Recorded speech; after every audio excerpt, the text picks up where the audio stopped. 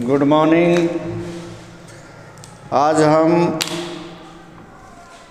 Chapter second से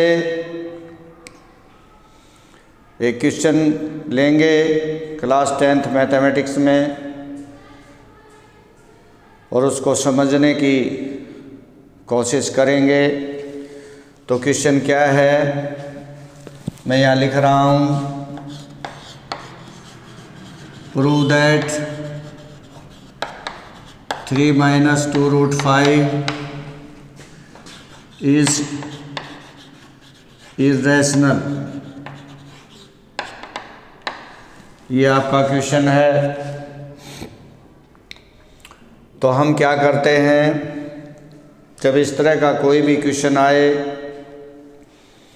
तो हम इसको उल्टा मान लेते हैं, क्योंकि नंबर्स दो ही प्रकार के होते हैं, जो हमारे रियल नंबर्स हैं या तो वो रैशनल होते हैं या वो इरैशनल होते हैं।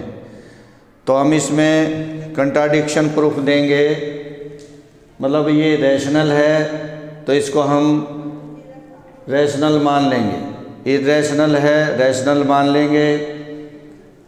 तो कैसे हम करेंगे, let us assume that 3 - 2√5 is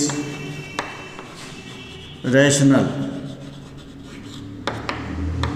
हम ये मान लें ये इरैशनल है, प्रूव ये करना कि इरैशनल है। हम मान क्या लेंगे कि इरैशनल है। तो हमें ये पता है कि जो रैशनल नंबर होते हैं उनको हम कैसे लिखते हैं, P/Q की फॉर्म में लिखते हैं, जहाँ पर P और Q क्या होते हैं,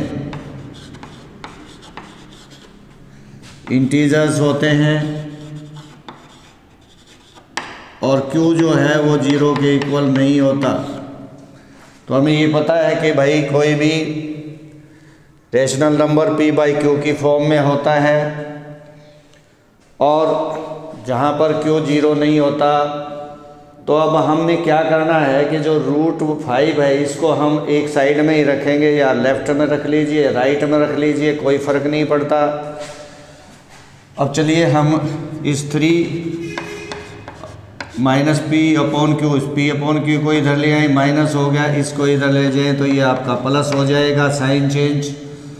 अब इसका एलसीएम ले लीजिए, तो 3Q - P और नीचे Q है, और इस 2 को भी हम नीचे ले आएंगे, क्योंकि हमें एक तरफ केवल रूट की नंबर को ही रखना है। तो इस 2 को इधर ले आएंगे तो ये नीचे आ जाएगा, इधर आपका बचेगा √5।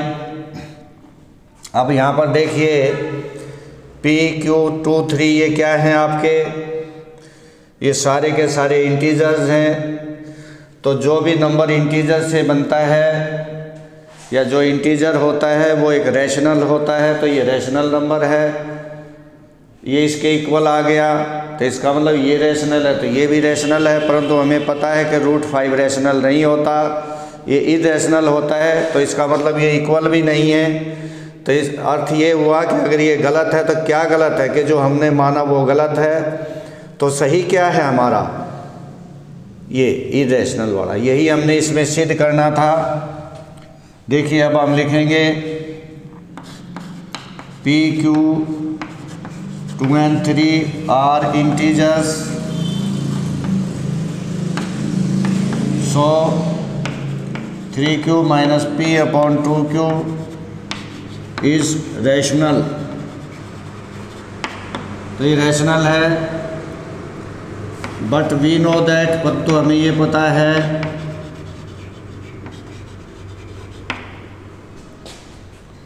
कि √5 इज़ इरैशनल, और हमें ये पता है कि √5 तो इरैशनल है, ये रैशनल है, ये इरैशनल है। तो इसका मतलब ये इक्वल तो नहीं हुए। तो इसका अर्थ क्या हुआ, मैं यहाँ लिख रहा हूँ कि हमारी जो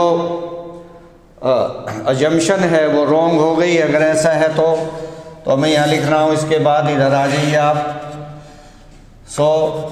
आवर अजम्पशन, जो कुछ हमने माना,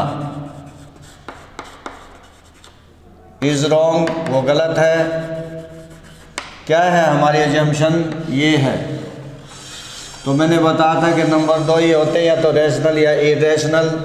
तो इसलिए प्रूव हो गया कि अगर ये गलत है तो सही क्या है? ये सही है। इस प्रकार से हमने इसको प्रूव करना है। ये डिजिट चेंज हो जाए तो कोई फ़र्क नहीं पड़ता, इसका पैटर्न, इसका तरीका, इस तरह के कितने भी क्वेश्चन आ जाए यही रहेगा। बहुत ही आसान है। उम्मीद है ये आपको समझ आ गया होगा। प्रैक्टिस कीजिए ज़्यादा से ज़्यादा। Thank you, have a nice day.